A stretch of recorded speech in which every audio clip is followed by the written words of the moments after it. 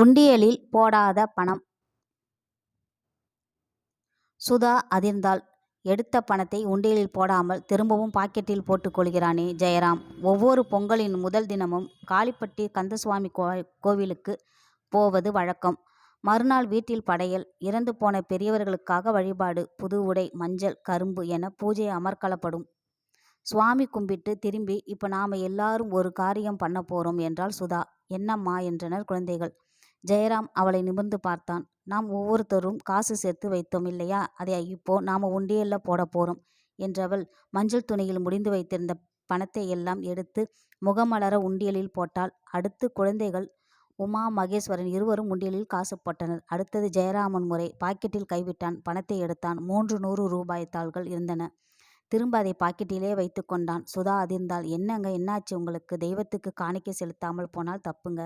நானும் அதற்காகத்தான் வச்சிருக்கேன் சுதா.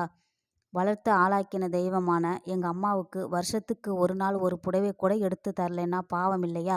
உயிரோடு இருக்கிறப்ப கவனிக்காம இறந்த பிறகு படையில் பூஜைன்னு போட்டு பிரயோஜனம் இல்லை என்றான் ஜெயராம். சுதா மீண்டும் ஒரு முறையை சுவாமி கும்பிட்டாள்.